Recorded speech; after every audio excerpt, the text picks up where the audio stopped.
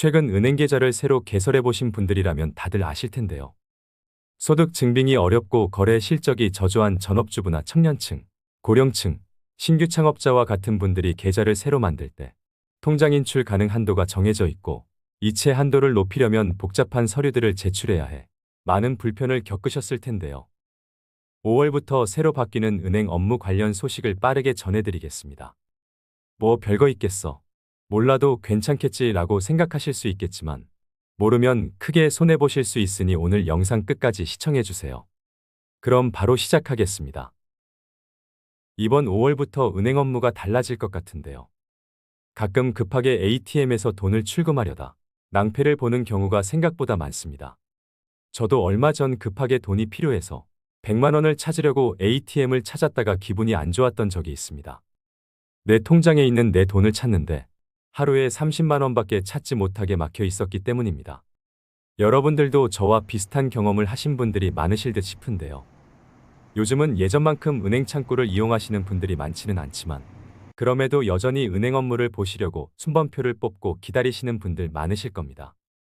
은행을 이용하다 보면 여러 가지 불편한 문제가 있다는 생각 다들 한 번쯤 해보셨을 겁니다. 계좌를 처음 만들려고 갔더니 예상치 못한 많은 서류를 요구하는 경우도 있고 어렵게 계좌를 만들었지만 일일 출금 한도 또는 이체 한도가 너무 적어서 불편함을 토로하시는 분들이 참 많은데요. 그래서 오늘 말씀드리려고 하는 이것이 바뀐다고 합니다. 5월부터 새롭게 바뀌는 금융권의 제도들에 대해서 빠르게 알아보겠습니다. 첫 번째, 신규 계좌 한도 상향. 신규 계좌를 개설하고 50만 원 정도를 이체하려고 보니 한도에 걸려 정말 불편한 점이 많았는데요.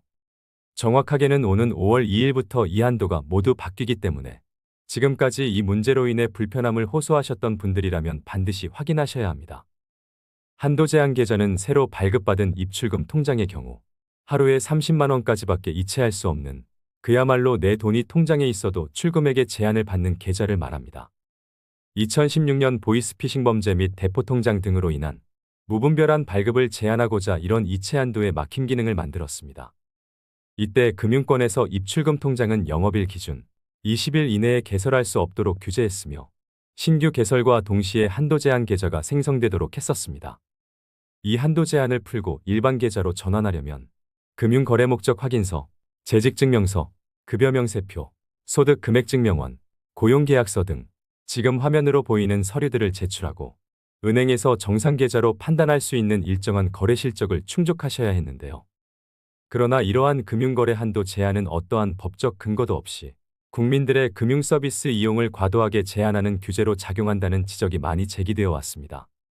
한도 해제를 위해서 과도한 증빙서류 요구나 최소 3개월에서 12개월의 거래 실적이 추가적으로 요구된다는 점에서 전업주부나 청년층, 고령층, 신규 창업자와 같이 소득 증빙이 어려울 수 있거나 거래 실적이 상대적으로 저조한 금융 취약계층이 불편함을 떠안을 수밖에 없었습니다. 실제로 전업주부였던 김 씨는 남편으로부터 생활비를 이체받아 생활해 오던 중 여유자금을 좀 관리해볼까 싶어서 기존의 생활비 계좌 이외에 신규 계좌를 개설했는데요. 신규로 개설한 계좌에서 50만 원을 이체하려고 보니 1회 이체 한도 30만 원에 걸려 이체가 불가능했습니다. 거래 은행을 찾아가 문의했지만 전업주부라 본인 소득 증빙이 불가하고 계좌 개설 목적도 불투명하다는 이유로 한도 해제가 어렵다는 답변을 들어야 했습니다. 1회 이체 한도는 온라인과 ATM기로 30만 원, 영업점 창구에서는 100만 원이었습니다.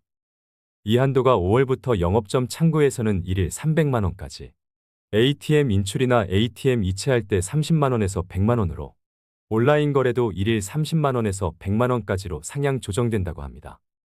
일부 은행에서는 전산고축 관련 문제로 5월 10일 내외로 한도를 변경할 예정이라고 합니다.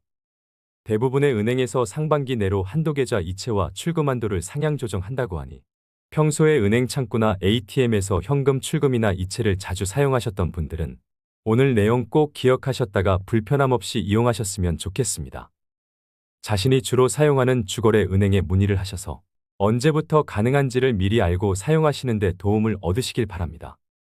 다만 이렇게 일일 출금 한도가 상향되더라도 여전히 출금 한도가 제한된다는 점은 기억해 두시고 잦은 거래를 하셔야 하는 경우라면 미리 한도 제한을 풀어달라고 요청하시면 됩니다.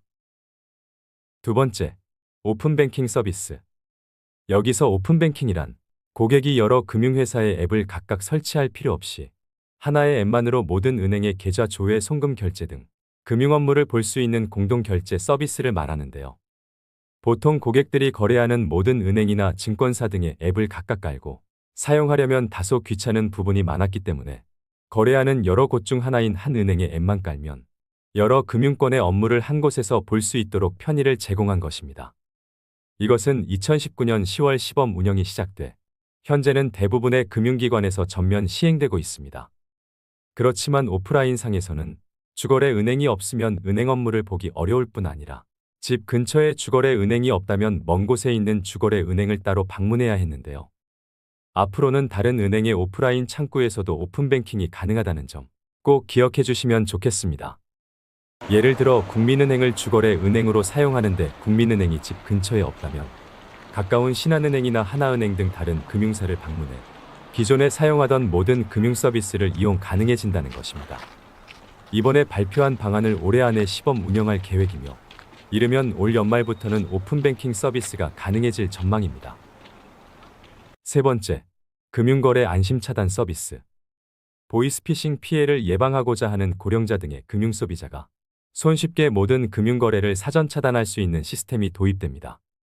금융위원회는 17일 개최된 제7차 금융위 정례회의에서 금융거래 안심차단 서비스 도입을 담은 신용정보업 감독 규정 의결했다고 밝혔는데요. 금융거래 안심차단 서비스는 모든 금융회사의 신용대출이나 카드론 등의 여신거래를 소비자가 사전에 차단해 둘 수 있는 시스템입니다. 보이스피싱이나 정보유출 명의도용 등으로 자기도 모르는 사이 본인 명의의 대출 피해가 발생할 수 있어 이를 예방하기 위한 것이죠. 금융위는 이번 감독규정 개정을 통해 소비자가 신청한 금융거래 사전차단 정보가 신용정보원을 통해 모든 금융권에 공유돼 활용될 수 있도록 했으며 관련 인프라를 구축해 올해 상반기 중으로 금융거래 안심차단 서비스를 전면 시행할 예정이라고 합니다.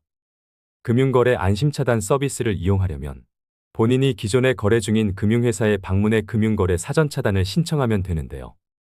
금융회사는 본인 확인 후 금융거래 차단 신청 정보를 신용정보원에 등록하고 소비자에게 등록 사실을 SNS 등으로 알립니다. 이후 금융회사는 대출이나 카드론, 신용카드 개설 등 신규 여신거래 신청이 들어오면 신용정보원에 금융거래 사전차단 정보 등록 여부를 조회하고 차단 정보가 등록돼 있을 경우 신규 여신거래를 중단하고 해당 거래 신청 사실을 소비자에게 즉시 안내하게 됩니다. 안심차단 해제를 원할 경우 자신이 거래하는 금융회사가 아니더라도 어느 금융회사든 방문해서 해제 신청을 할 수 있습니다. 금융회사는 사전차단 해제 신청 정보를 신용정보원을 통해 공유하고 소비자에게 해제 사실을 통지하게 됩니다. 금융위는 영업점 방문이 어려운 고령층 등을 위한 대리 신청과 비대면 신청 허용도 검토할 예정이라고 합니다. 금융위 관계자는 안심차단 서비스를 신청하는 소비자는 정보 유출, 명의도용, 보이스피싱 등으로 자신도 모르게 발생하는 신규 여신거래 등을 사전에 모두 차단할 수 있어 사전 피해 예방 효과가 클 것으로 기대된다고 전했습니다. 오늘은 5월부터 바뀌는 은행 업무와 관련한 내용 알기 쉽게 알려드렸는데요. 어떠셨나요? 우리 시니어분들에게 조금이나마 도움이 되는 생활정보로 다음에도 찾아오겠습니다. 노인이 행복한 나라가 되는 그날까지 시니어톡톡이 함께하겠습니다.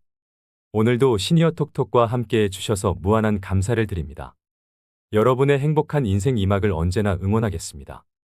오늘 내용이 도움이 되셨다면 주위 분들께도 공유 부탁드립니다. 구독과 좋아요, 알림 설정은 제작에 큰 힘이 됩니다. 오늘도 행복한 하루 보내세요. 감사합니다.